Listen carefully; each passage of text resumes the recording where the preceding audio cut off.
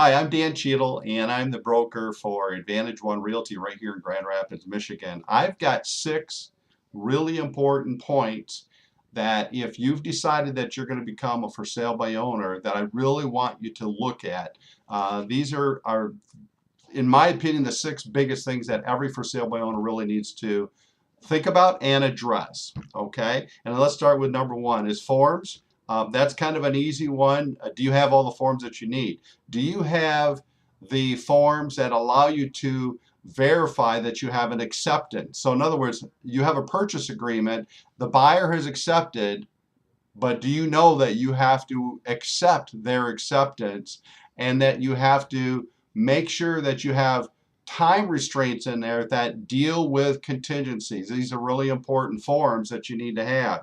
If you need help on that, you can get a hold of us. Number 2, transaction coordinator. I really believe this is important whether you you have a buyer. I really stress that if there are no real estate agents that are licensed involved in your transaction, you're going to get in trouble. And here's where I'm going with this, is because there are so many things that I'm going to talk about in just a minute that you really need to have a transaction coordinator involved.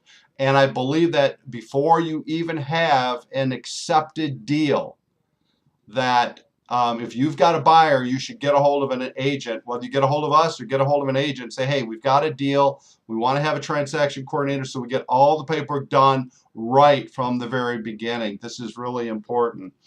Typically, you can save a lot of money with a transaction coordinator. We deal with both sides of the transaction. We do all the paperwork and we get it to close for you. Typically, a transaction coordinator is going to charge 3 or 4%. And so you can save a lot of money. Here's number 3, buyer remorse. This is a big one, and this comes up all the time in real estate. How do you get your deal done, signed off, and moving to the closing table without the buyer having remorse and trying to back out? And they do have some ways to back out. That typically this happens more with a for sale by owner because they don't have all the paperwork in place, but a buyer can back out and you have no legal recourse. And so it's really important to know how to get this deal inked right from the very beginning and eliminate the buyer remorse also right from the very beginning. We can help you with that. Title law varies from state to state. If you're new in Michigan, we have very different title laws here that vary from state to state. And Michigan is very strict. We have a lot of different cases that are relative to divorce and how to handle these things and still get the house to close without having to worry about fighting in court. And so title law in Michigan is really big.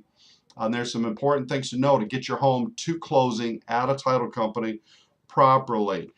Here is one of my favorites, contingencies. There are so many contingencies that can come into your real estate transaction. A real good example is a buyer says, hey, we want to buy your house. We'll give you full price. You sign off on it. Number 1, you probably forgot that you need to have an accepted. And then on top of that, the buyer forgot to tell you that their buyer of their home is still trying to sell a house. Oh man, that can get sticky. What if the buyer is clean and buying their home, but they went out and made a credit card purchase and they disqualified themselves from that mortgage, and so now your buyer is on the hook? How do you deal with all this? There are ways to deal with this. In fact, there's ways to head these kind of problems off before you accept a deal. And so we can help you with that. That's why I always go back to the transaction coordinator. It's important to get somebody on board that's licensed, that knows how to deal with these problems before they become a problem. And so before you have an accepted deal, give us a call. The last and number 6 is possession. There's a lot of problems that come up at the table. A lot of for sale by owners typically run into these problems. They think that they have a deal, they get to the closing table, and all of a sudden the buyer says, we can't move in right away. And so now you're going, well, wait a minute, I thought you were going to move in tomorrow. Well, this could cause all kinds of problems. What happens when you have a place that you're moving into, and now you need 2 more weeks before you can close on this, and the buyer says, no, we want to close on Friday as planned, and we want possession? How do you deal with all these things? There are ways, and so we can help you with that. So my recommendation is, before you ever have a deal, get a hold of somebody and start with getting a transaction coordinator on board. I hope this video helped you. Maybe gave you a little bit of advice on what to do. If you have any questions, you can always call me as well.